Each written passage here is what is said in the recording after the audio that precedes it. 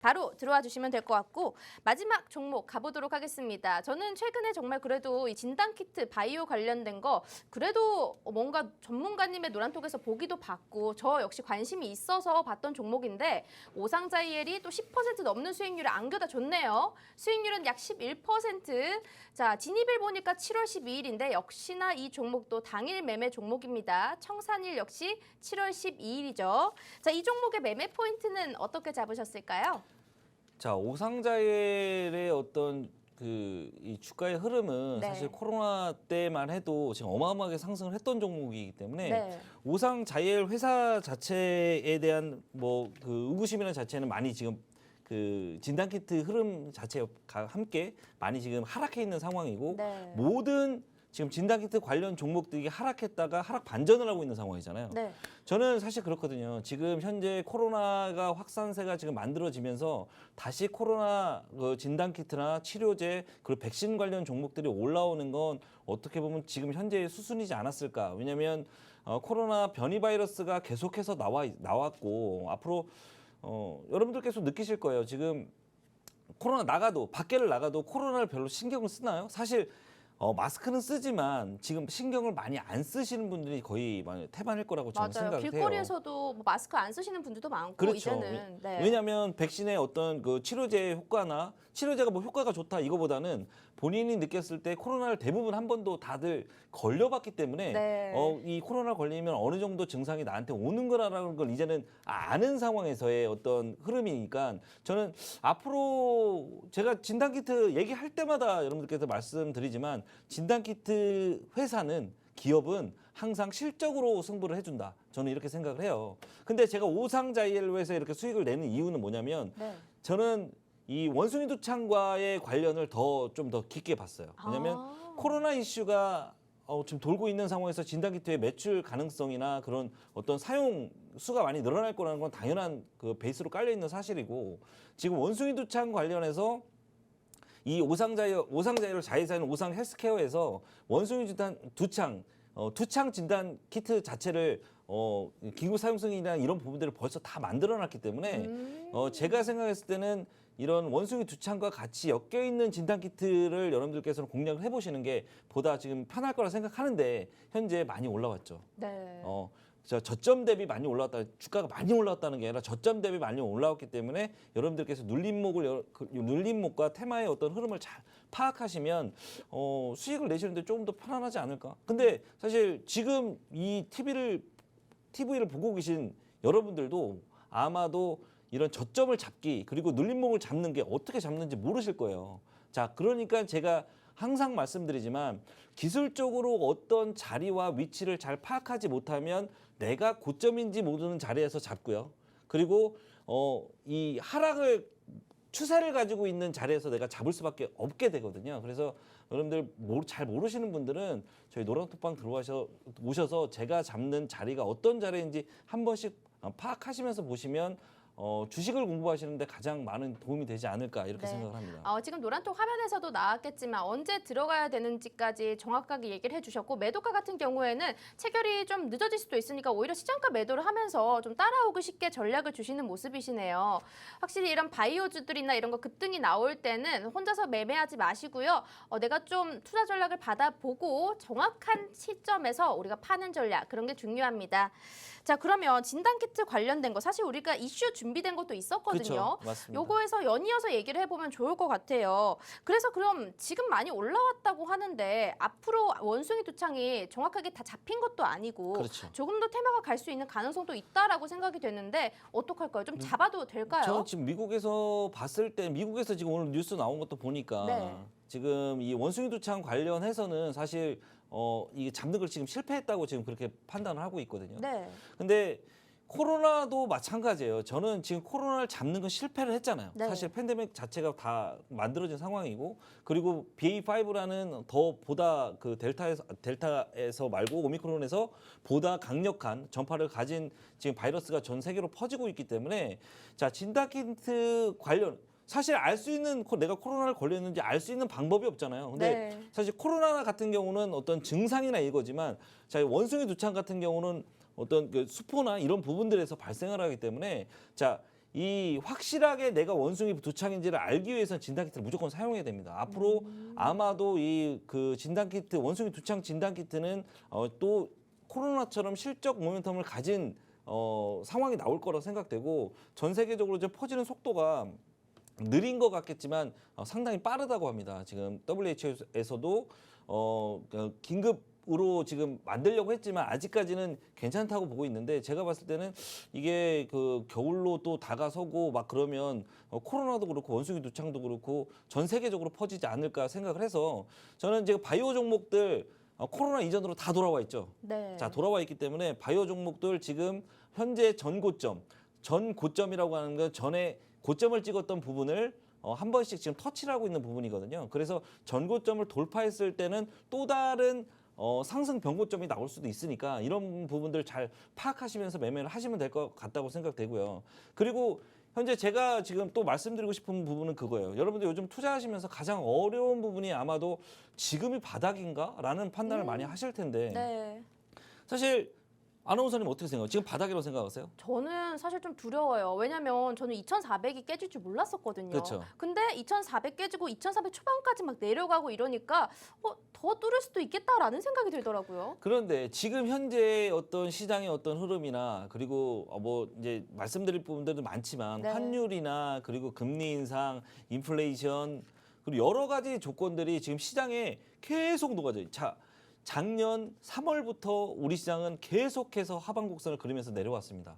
자, 미국 시장도 마찬가지예요. 미국 시장은 우리 시장보다는 늦게 걸렸지만 계속해서 지금 하방 곡선을 그리면서 거의 S&P 500이나 나스닥 종목들이 거의 30에서 40% 가까이가 지금 하락해 있는 상황이기 때문에 지금 경제의 어떤 기업들의 어떤 실적이나 이런 모멘텀으로 봤을 땐 지금이 저는 바닥이지 않을까. 왜냐하면 2,300선을 무너뜨리고 2,200, 2,000 이렇게까지 내려온다면 사실 경제 전 세계가 패닉이 되지 않을까 저는 이렇게 생각을 하기 때문에 사실 2,300선도 깨진 이유가 가장 큰 원인은 저는 러시아 우크라이나 사태로 인한 원자재 가격 상승 그리고 유가의 상승 여러 가지 부분들이 지금 뭐 그리고 식품이나 곡물, 사료 우리가 지금 주로 사용하고 있는 모든 것들의 어떤 금액의 상승이라고 보고 있는데 자 저번 달 그 2분기 이후부터 전반적으로 그런 원자재 가격들이 내려가고 있다는 것들을 여러분께서 좀 확인하셨으면 좋겠어요.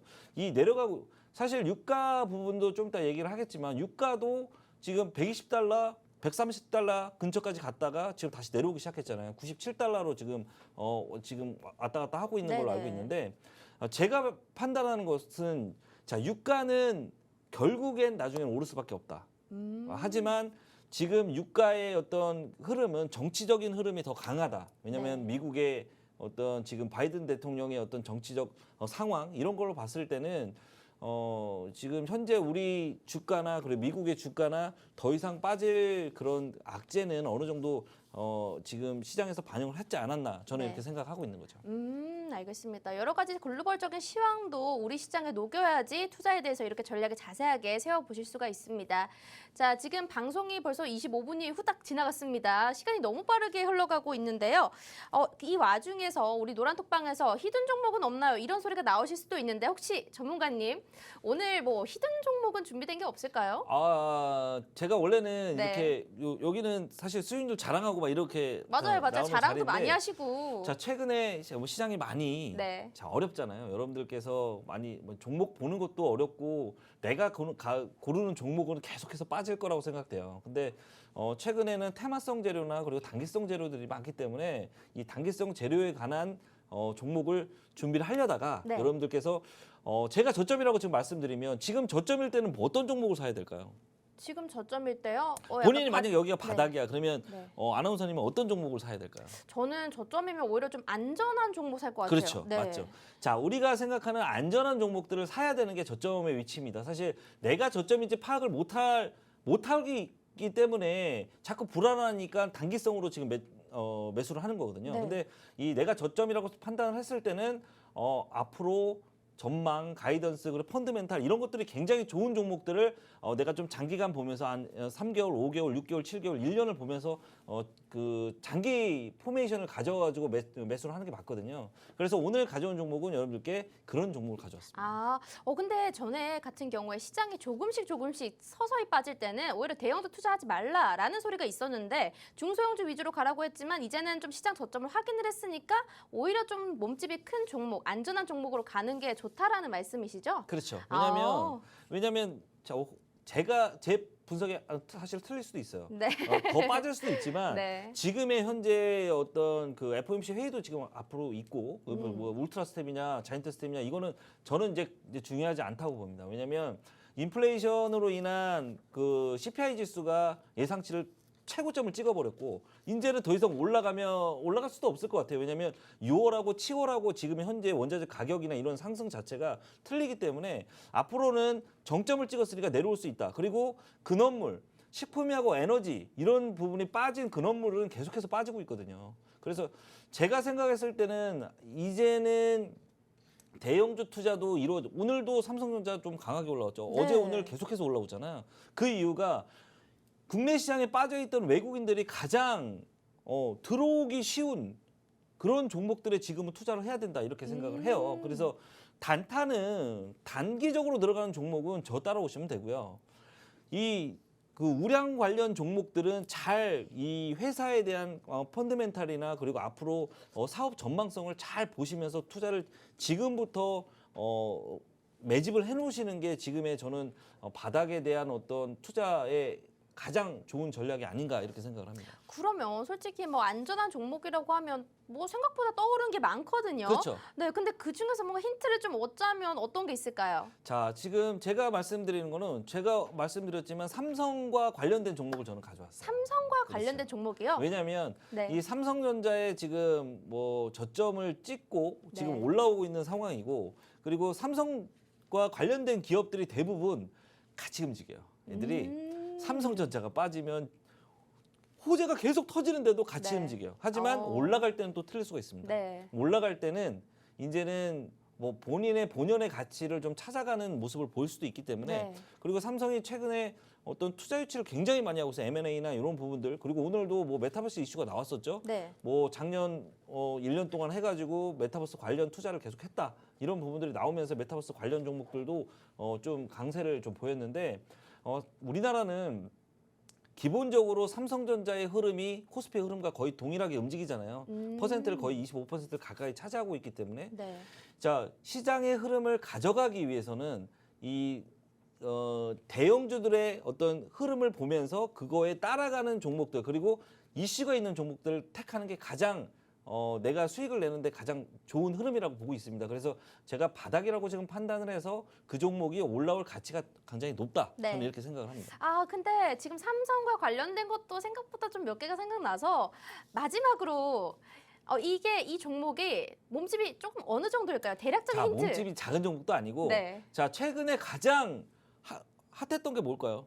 자, 지금 전기차, 전장용품, 부품들 이런 부품들이 굉장히 핫하게 움직이고 있거든요. 네. 저는 이 부품들 중에 거의 대장에 가까운 종목을 저는 택했습니다. 네, 알겠습니다. 자, 우리 시청자분들 좀 감이 오신 분들도 있을 수 있습니다. 지금 삼성전자와 관련된 이런 종목이라고 하는데요. 근데 삼성전자가 아닙니다. 하지만 종목이 크고요. 이 종목 역시 지금 굉장히 강력한 테마를 보여주고 있습니다. 자, 이 종목 안전하게 우리가 좀 3개월에서 5개월 정도 끌고 가면서 천천히 수익 볼 수 있는 그런 종목입니다. 현 시장에서 막 아침에 뭐 회사원분들은 투자하기 너무 어려우시잖아요. 그냥 이 종목 매수해 놓고 3개월에서 5개월 정도 중장기로 조금 보시면요. 수익 다 가져다 드릴 수 있는 종목이니까요. 종목명은 노란톡방 안에서 따로 또 공개해 드리도록 하겠습니다. 옆에 QR코드 있으니까요. 휴대폰 카메라 켜주시고 바로 갖다만 된다면 입장 가능합니다. 자, 들어오시면요. 종목명 알려드릴 거고요. 왜 이 종목을 사야 되는지도 알려드립니다. 그리고 진입가, 목표가까지 정확하게 말씀드릴 거기 때문에 전혀 걱정 없이 투자에 대해서 내가 좀 배워보고 싶고 좀 수익 좀 나보고 싶다 하시는 분들 바로바로 입장을 해주시면 될 것 같네요.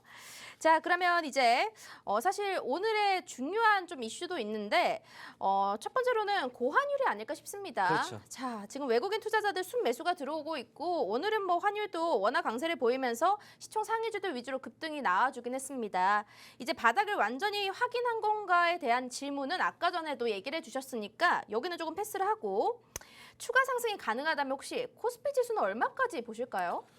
저는 코스피가 네. 올 연말까지는 2,900선까지는 올라오지 않을까 지금 생각해 한 500포인트 오. 정도 지금 생각을 하고 있는데 네. 자, 그 이유는 지금 현재 이 삼성 그룹주들, 삼성전자에 대한 어떤 이제 이 반도체 그리고 휴대폰 이런 부분들의 어떤 수요나 이런 부분들이 실적 부분들이 자 하반기에 많이 지금 몰려 있다 저는 이렇게 보고 있고요. 그리고 이제 환율 자체가 가장 큰 문제라고 생각되는데 사실 내일 이 옐런 장관이 자 한국을 방문을 하죠. 네. 자 통화 스와프 아까 전 방송에도 그 전문가님께서 말씀하시던데 네. 통화 스와프 자체가 체결될 가능성이 굉장히 지금 높다고 저는 봐요.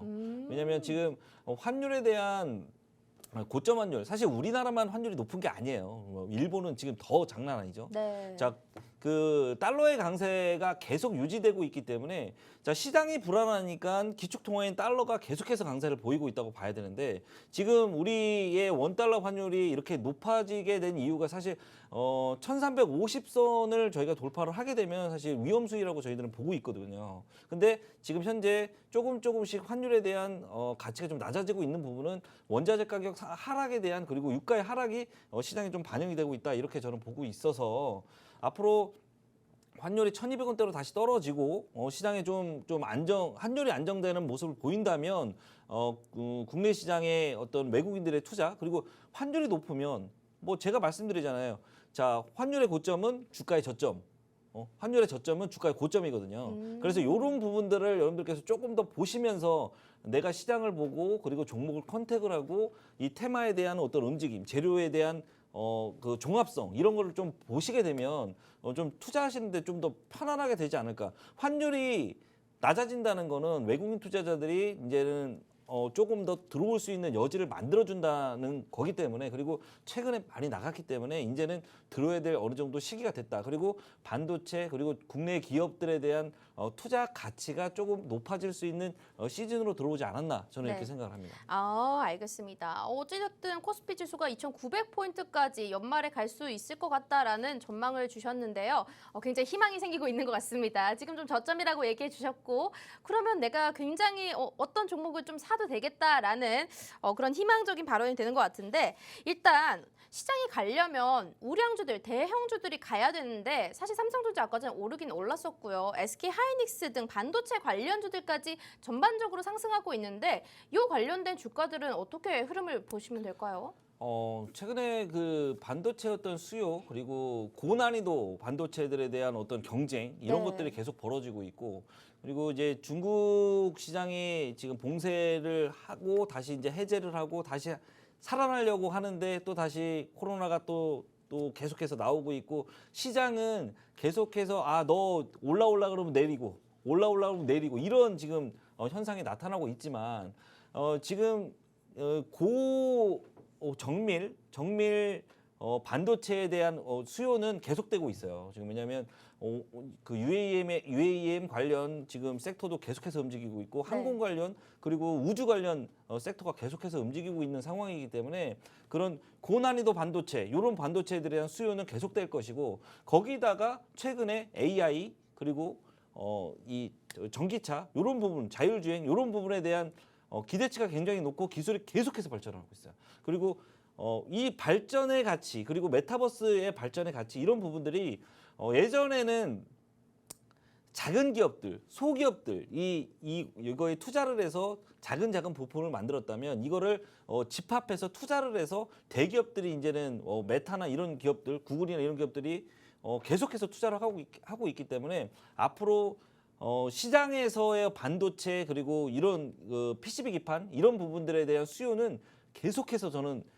빠르게 늘어날 것이라고 생각을 해서 자 올해 사실 반도체가 작년부터 굉장히 안 좋았어요. 안 좋았는데 올해 하반기부터는 반도체의 우리 시장에 저점을 찍었듯이 그리고 대만도 마찬가지로 우리 삼성전자가 가장 많은 반도체를 만들고 있잖아요. 그렇기 때문에 이 반도체 만드는 부분이 계속해서 수요가 지금 계속해서 늘어나고 있고 공급이 어느 정도 맞춰지기 시작하면 이 반도체의 어떤 수급난이나 이런 부분들이 어느 정도 해결이 될 것이다. 그래서 저는 올해 하반기부터 우리 시장의 반등은 반도체의 반등이지 않을까 저는 이렇게 네네. 생각을 하고 있습니다. 맞습니다. 어쨌든 반도체들이 가줘야지 지수도 함께 상승하는 거니까요.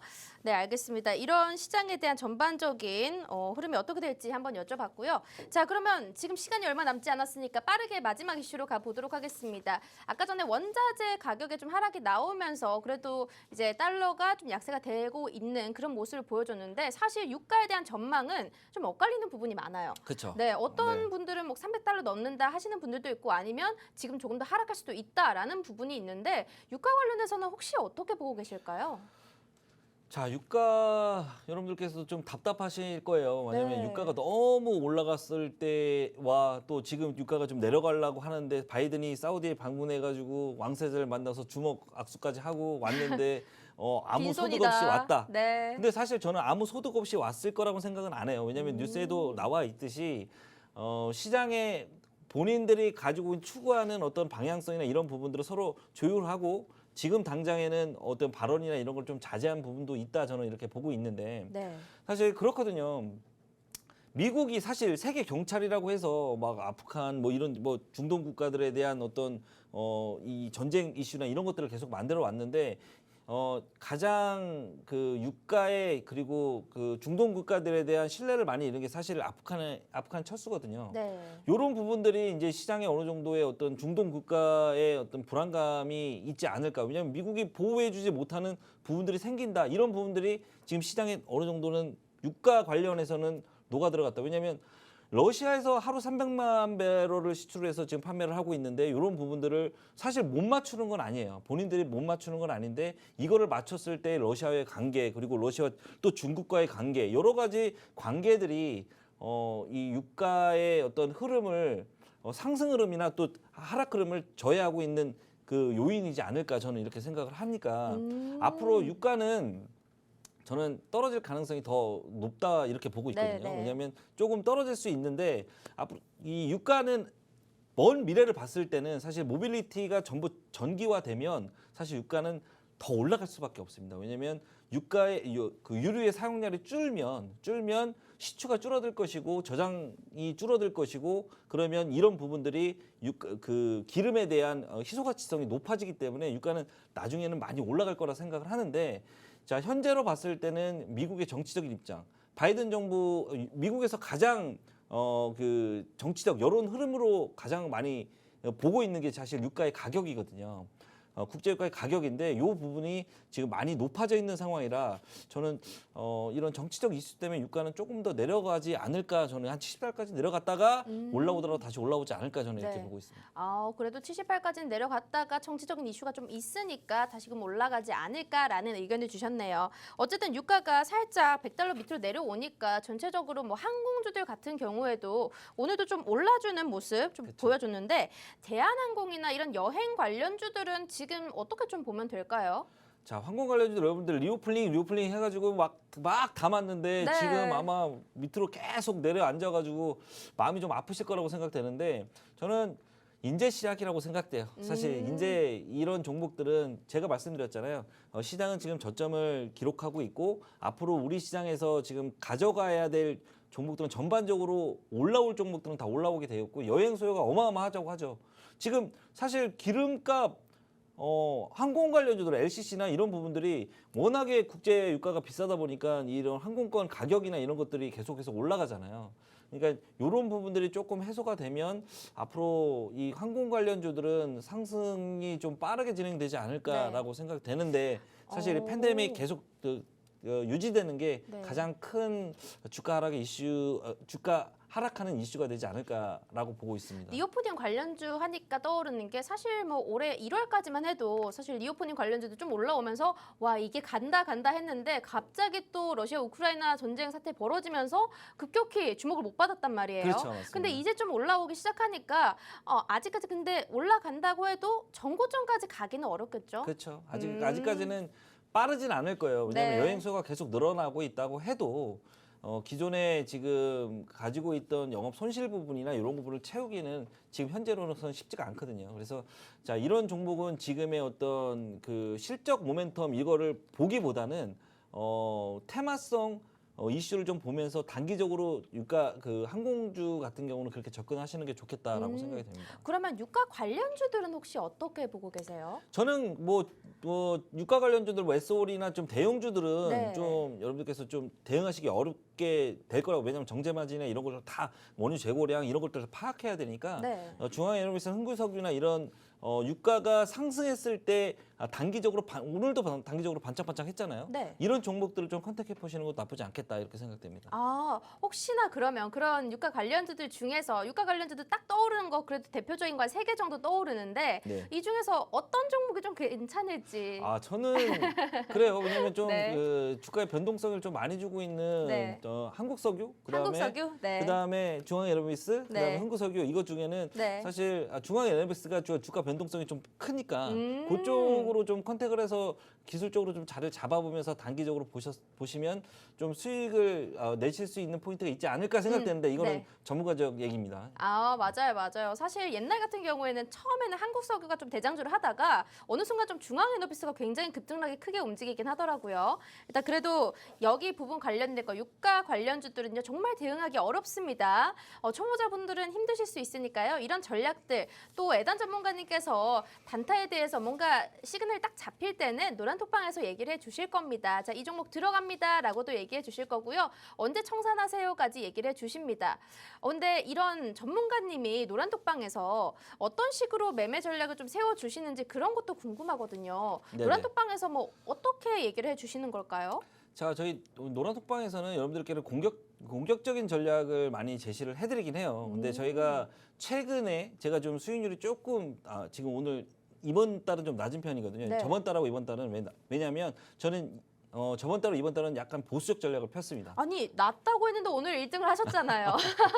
좀 그게 아이러니하네요. 네. 근데 그게 네. 제가 왜냐하면 보수적 전략을 좀 취한 게 왜냐면 단타를 진행을 할 때는 어떤 테마나 그리고 수급적인 면이 좀 어느 정도 받쳐줘야 되는데 하락장에도 사실 하락장에 단타 치는 게 더 쉬워요. 왜냐하면 수급이 쏠리기 때문에. 근데 이 하락장에도 뭐 상한가도 기록하는 종목이 없어버리고 이런 시장이 계속해서 만들어졌기 때문에 저는 좀 보수적 전략을 좀 인용을 해서 기본적으로 가지고 있는 종목의 대응 그리고 가지고 있는 종목들을 잘 그냥 운용하게끔 여러분들께 계속 제시를 해드렸고요.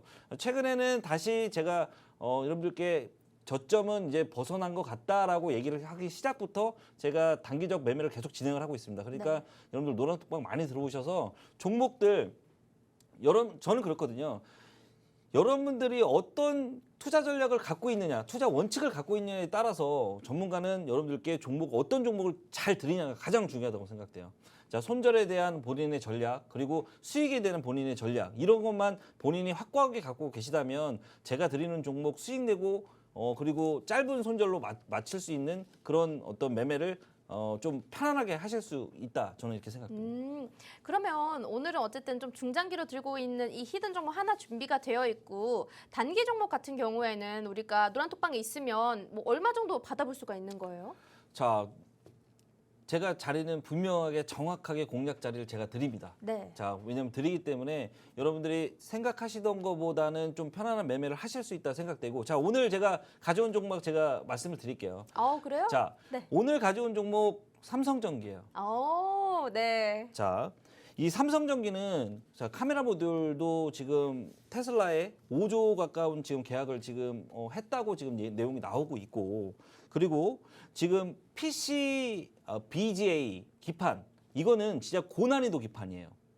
자, 고난이도 기판이라 이거는 정말 그 고난이도 그리고 고품질의 사양의 기판에 지금 적용되는 거니까 요런 모멘텀을 가진 종목을 좀 여러분께서 하셔야 된다 저는 이렇게 생각돼요. 앞으로 실적 가이던스가 앞으로 창창해. 근데 이게 삼성전자와 같은 그룹 계열이라서 그런지 시장에서 많이 LG 이노텍보다는 많이 못 가고 있거든요.